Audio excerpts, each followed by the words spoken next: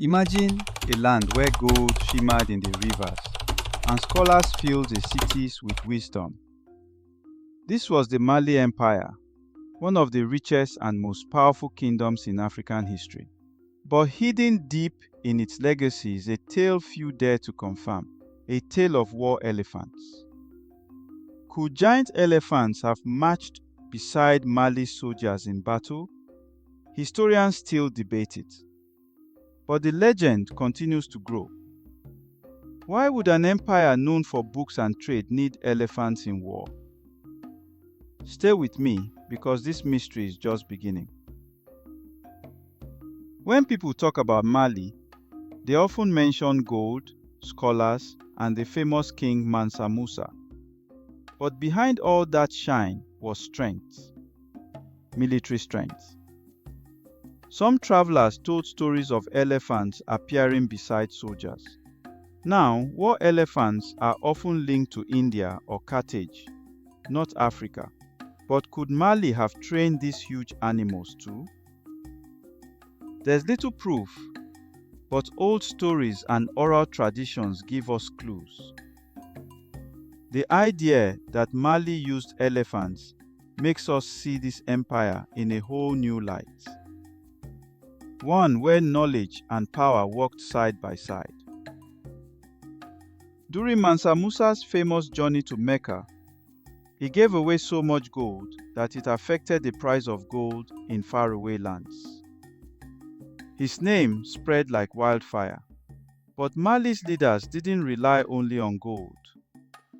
They knew the power of a grand show.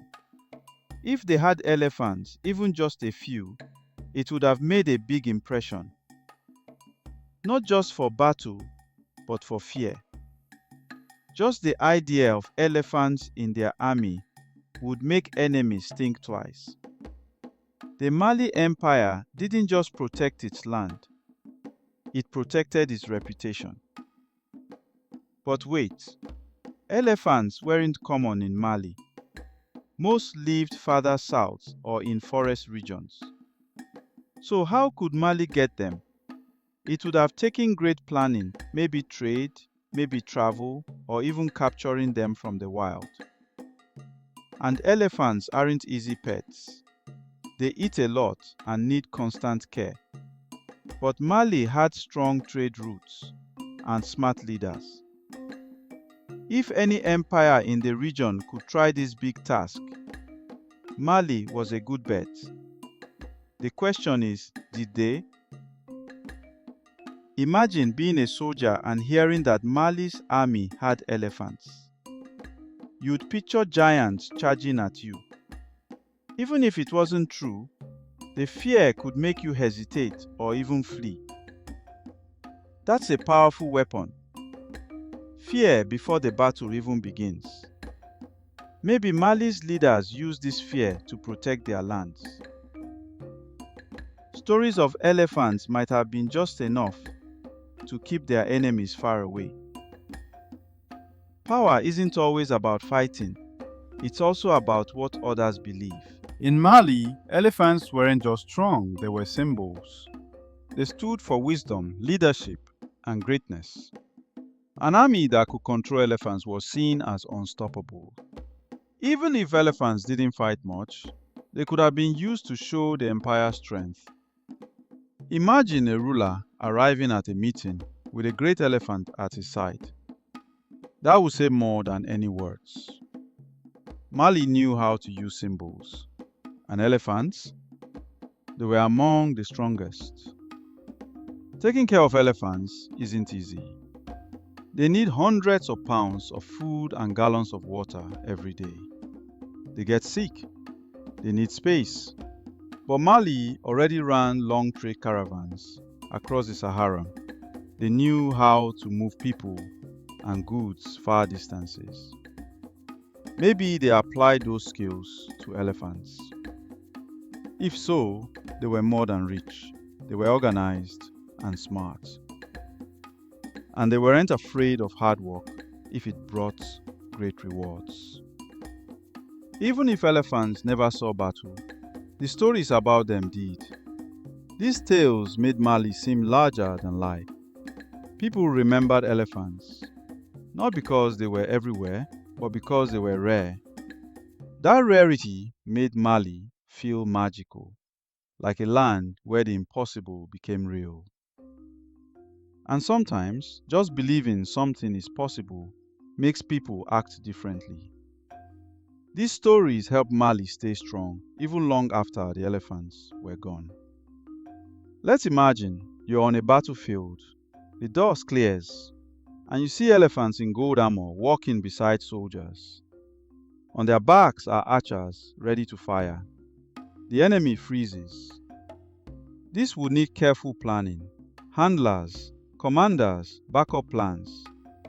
If even one elephant panicked, it could cause chaos. But if Mali made it work, they weren't just brave, they were brilliant. Now let's talk about food. Elephants can eat over 300 pounds a day. That's a lot for an army to carry. Water? Even more. If Mali had elephants, they needed people who knew what to feed them, how to keep them calm, and how to train them. This wasn't a job for just anyone.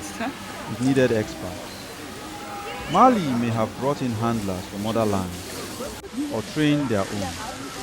Either way, this adds another layer.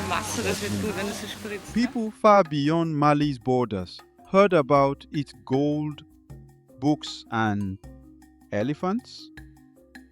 These stories painted Mali as a place of wonders. Neighboring rulers may have respected Mali more because of these tales.